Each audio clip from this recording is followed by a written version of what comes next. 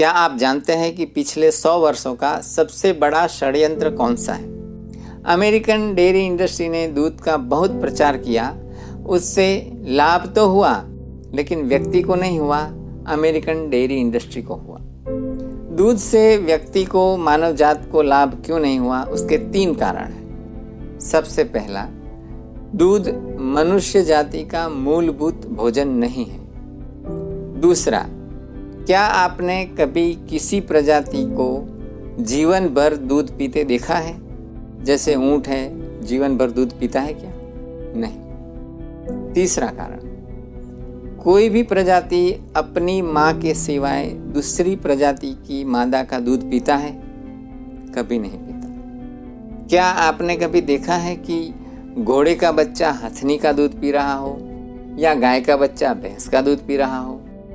हाँ, कभी कभी अपवाद होते हैं, परंतु वो बहुत कम मात्रा में होते हैं। जबकि नियम तो यह है कि कोई भी बच्चा अपनी माँ का ही दूध पीता है। यदि आप इन 2 प्रश्नों के उत्तर देते समय सोच में पड़ गए हो, तो आप इस वीडियो को अंत तक ध्यान से देखिए। ये आपके बहुत काम आएगा और आपके मित्र संबंधियों को भी बहुत काम आएगा। तो आपके दिमाग में अब यह प्रश्न आया होगा, तो अब तक हमने दूध के विषय में जो जाना है या माना है, वो कहाँ से आ गया? दूध का मानवीय जीवन में प्रवेश कैसे हुआ? इस प्रश्न का उत्तर ढूंढने के लिए हमें बहुत अतीत में जाना होगा। जब मानवी जंगल में रहता था, मानवीय सभ्यता शुरू भी नहीं हुई थी, उस समय व्यक्ति का जीवन बहुत संघर्ष भरा था। वह फल फूल खाकर या मांस खाकर अपना जीवन चलाता था। उसके लिए उसे एक जगह से दूसरी जगह पर स्थानांतर करना पड़ता था। वर्ष भर घूमते रहना पड़ता था। जंगली प्राणियों से, निसर्ग से लड़ना पड़ता था। उस समय ऋषि ने मानवीय सभ्यता शुरू करने का प्रयत्न किया, परंतु ऋषि के सामने यही प्रश्न आया कि मानवी का जीवन बहुत संघर्षमय था। उसके दिमाग में ईश्वर के प्रति सोचने का कोई समय ही नहीं बचता था, क्योंकि उसका जीवन यापन के लिए उसे दिन भर जूझना पड़ता था। तभी ऋषि ने गांव बसाने का निर्णय किया, जहां लोग इकट्ठा रह सके और एक दूसरे का रक्षण कर सके। परंतु उसमें एक समस्या यह आ गई, सीमित क्षेत्र में वर्ष भर भोजन का प्रबंध इतने सारे इकट्ठे हुए लोगों के लिए नहीं हो सकता था। तब ऋषि ने एक विचार दिया, खेती का, कृषि का। अनाज को बोकर, उसको उगाकर, उसको काट के संग्रह करके व्यक्ति अनाज खाकर पेट भर सकता है। ऐसी जीवन पद्धति जब ऋषि ने शुरू की, परंतु उसके सामने एक और समस्या आ गई। कृषि करने के लिए, खेती करने के लिए मानवीय शक्ति है वो कम पड़ने लगी। उस समय ऋषि ने पशु की शक्ति का उपयोग करना सिखाया और बैल को खेती के काम में, जोतने के काम में उपयोग में लाना शुरू किया। उसमें एक समस्या फिर और आ गई। गाय है, उसकी शक्ति सीमित होती है, तो वो खेती में, जोतने के काम में उपयोग में नहीं लाई जा सकती। उस समय ऋषि ने ये बोला कि इसका दूध आप थोड़ा बहुत भोजन के रूप में और ज़्यादा औषधि के रूप में उपयोग कर सकते हैं। उसमें से दही बन सकता है, मक्खन बन सकता है, छाछ बन सकती है, घी बन सकता है। यह सब औषधि के रूप में बहुत सर्वश्रेष्ठ है, क्योंकि औषधि के रूप में विश्व की कोई भी चीज़ व्यक्ति को उपयोग में आ सकती है। और यही कृषि संस्कृति भारत के लोगों ने पूरे विश्व भर में फैलाई। तो ये तो हो गया दूध का और मानव का संबंध का इतिहास। अब देखते हैं आज के युग में आपका दूध पीना आपके स्वास्थ्य के लिए क्यों हानिकारक है और कितना हानिकारक है, यह हम अगले 12 मुद्दों में देखेंगे। सबसे पहला कारण, आए दिन समाचार माध्यमों से और अपनी बुद्धि से भी आप यह जानते होंगे कि नकली दूध का व्यापार कितना बड़ा हो गया है। यूरिया खाद से, सोडा से, कई चीज़ों से नकली दूध बनता है। दूसरा कारण, उन दिनों में व्यक्ति को शारीरिक श्रम इतना ज़्यादा करना पड़ता था और उस श्रम के कारण शरीर के कोषों में जो टूट फूट होती थी उसको भरने के लिए दूध जैसे भारी भोजन की आवश्यकता रहती थी। वैसे दूध भोजन नहीं है, वो औषधि है, परंतु जब शरीर के कोषों में ज़्यादा टूट फूट होती है तो वह भोजन के रूप में काम लिया जा सकता है। आज के दिनों में इतना शारीरिक श्रम है ही नहीं।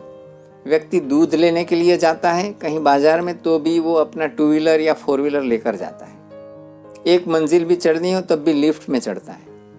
तो शारीरिक श्रम आज के दिनों में ना के बराबर हो गया है, शून्य के बराबर हो गया है। ऐसी परिस्थिति में दूध का पचना ये एक बहुत मुश्किल बात है। तीसरा कारण, दूध में गाय का दूध श्रेष्ठ माना गया था, परंतु आज के युग में गाय का दूध मिलना असंभव सा हो गया है। जो मिलता है गाय का दूध वह भी देसी गाय का नहीं होता है, वह जर्सी गाय का होता है, इंग्लिश गाय का होता है। देसी गाय के तो दर्शन ही दुर्लभ है। कल मैं बच्चों की एक पुस्तक देख रहा था, उसमें सी फॉर काऊ, वहाँ चित्र था इंग्लिश गाय का, देसी गाय का चित्र भी नहीं था। चित्र में भी देसी गाय नहीं देखने मिलती है तो वास्तविक देसी गाय तो आप कहाँ से देख पाएंगे। और जब गाय देखने ही नहीं मिलती तो देसी गाय का दूध कहाँ से आएगा, उसमें से दही कैसे बनेगा, उसमें से मक्खन कैसे निकलेगा, छाछ कैसे बनेगी और फिर देसी गाय का घी कैसे बनेगा। जबकि एक तथाकथित स्वदेशी कंपनी गाय का घी बेचती है, ऊपर लिखती है गाय का देशी घी। यहाँ जोल कहाँ है देखते हैं। यह ऐसा नहीं लिखती कि देसी गाय का घी, यह शब्द का छल है। गाय का देशी घी ऐसा लिखती है, जब घी तो देसी ही होगा ना, क्योंकि विदेश में तो घी का कोई कंसेप्ट ही नहीं है। घी बनाना विदेश के लोग जानते भी नहीं हैं। घी बनाना तो यह भारत के लोग ही जानते हैं। तो देसी घी लिखने का कोई अर्थ ही नहीं है। देसी गाय का घी यदि लिखा होता तो समझ सकते थे, परंतु यह देसी शब्द को आगे के बदले पीछे करके शब्द का छल कर गए।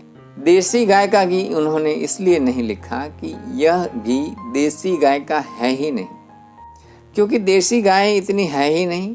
अभी जो गाय है सब विदेशी गायें पूरे भारत में इतनी आ गई है और देसी गाय तो कहीं कहीं बची हुई है।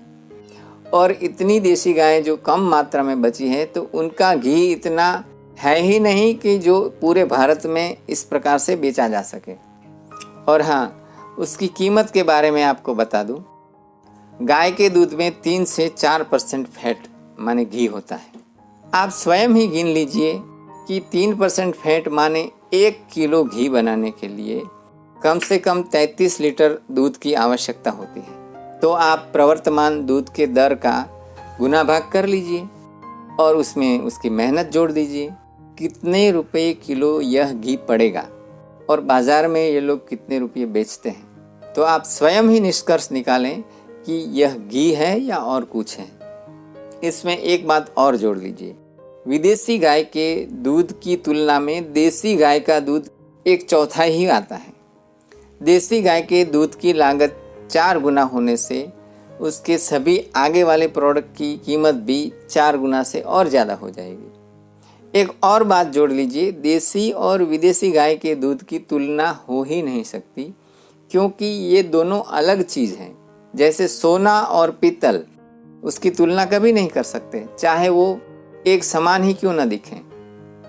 चौथा कारण, दूध मनुष्य का मूल भोजन नहीं होने के कारण हमारे आयुर्वेद में, शास्त्रों में दूध पीने के लिए कई शर्तें लगा रखी हैं। पांचवा कारण, हमारे शास्त्रों के अनुसार जो गाय मात्र घास ही खाती हो ऐसी ही गाय का दूध पी सकते हैं। उसमें एक समस्या यह है कि जो गाय मात्र घास ही खाती है उसके दूध के उत्पादन की मात्रा एक सीमित सीमा तक रहती है, क्योंकि उसका दूध मात्र बछड़े की आवश्यकता के अनुसार ही आएगा, उससे बहुत ज़्यादा नहीं आएगा। दूध का उत्पादन बढ़ाने के लिए गाय को घास के सिवा और कई वस्तुएं खिलाई जाती है, वो आप कहीं भी जाकर देख सकते हैं। छठा कारण, जो गाय दिन भर सूर्य प्रकाश में घूमती है ऐसी गाय का ही दूध पी सकते हैं, क्योंकि आरोग्यम भास्कर आदिच्छेद, आरोग्य की कामना भास्कर माने सूर्य से ही करनी चाहिए। तो जो गाय सूर्य प्रकाश में नहीं घूमती है वह निरोगी भी नहीं होगी। तो उसका दूध आपके स्वास्थ्य को कितना लाभ करेगा ये आप खुद ही सोच लीजिए। 7वां कारण, गायों के लिए हिंदुस्तान के हर गांव में एक गोचर भूमि थी। पिछले 50-100 साल में सभी गोचर भूमाफिया के हाथ पड़ गए हैं और गायों के चरने की जगह बंद हो गई है। तो सभी गायें तबेले में बंद हैं। ऐसी गायों का दूध पीना आपके स्वास्थ्य के लिए कितना लाभप्रद होगा। 8वां कारण, धारोष्ण दूध पीने का आदेश है। धारोष्ण का अर्थ है गाय के दूध की धार निकालते समय उसका तापमान बढ़ा हुआ होता है, वह उष्ण होता है। यह जब तक उष्ण होता है तभी तक यह दूध पी सकते हैं। एक बार यह दूध की उष्णता नीचे आ गई, तापमान नीचे आ गया, उसके बाद यह दूध नहीं पी सकते, क्योंकि ऐसा दूध त्रिदोष वर्धक माना गया है। यह तीनों दोषों को बढ़ाता है। ऐसा धारोष्ण दूध आपको इस युग में कैसे मिलेगा, यह एक यक्ष प्रश्न है। 9वां कारण, दूध को कई वस्तुओं के साथ विरुद्ध आहार बताया गया है। जैसे लहसुन के साथ नहीं खा सकते, प्याज के साथ नहीं खा सकते, नमक के साथ नहीं खा सकते, फल के साथ नहीं खा सकते। माने बहुत बड़ी मर्यादाएं इसके ऊपर रखी गई है, क्योंकि विरुद्ध आहार से शरीर में जो प्रक्रिया होती है वह प्रक्रिया शरीर सहन नहीं कर सकता और कुष्ठ रोग, चर्म रोग जैसे भयंकर रोग उत्पन्न होते हैं। 10वां कारण, सामान्यतया दूध आपके पास प्लास्टिक पैकिंग में पहुंचता है या फिर एल्यूमिनियम के कैन में पहुंचता है। दोनों चीजें स्वास्थ्य के लिए हानिकारक है। 11वां कारण, गाय के दूध का उत्पादन बढ़ाने के लिए आहार बनाने वाली कंपनियां उस आहार में विभिन्न प्रकार के कई रसायन का उपयोग करती है, जो आपके स्वास्थ्य के लिए बहुत हानिकारक है। 12वां कारण, डेयरी कंपनियां सामान्यतया दूध उत्पादक को उसकी कीमत जो देती है वो दूध में रहे फैट की मात्रा के अनुसार तय करती है। तो कई दूध उत्पादक अपने दूध में फैट की मात्रा बढ़ाने के लिए गाय के दूध में भैंस का दूध मिलाते हैं, क्योंकि भैंस के दूध में फैट की मात्रा ज़्यादा होती है। तो यह मिलावट शरीर के लिए और भी ज़्यादा हानिकारक है। तो इन सभी बातों को सुनकर अब आपके दिमाग में यह प्रश्न होगा कि यह तो समस्या हो गई, समाधान क्या है। तो पहली बात तो मैं यह बता दूं कि दूध आहार नहीं है, औषधि है। दूध और उसके सभी उत्पाद आहार नहीं है, औषधि है। विशेष करके घी। तो वैसे तो हम अपनी चिकित्सा में दूध के सभी उत्पाद मना करते हैं, परंतु घी को औषधि के रूप में प्रयोग करवाते हैं।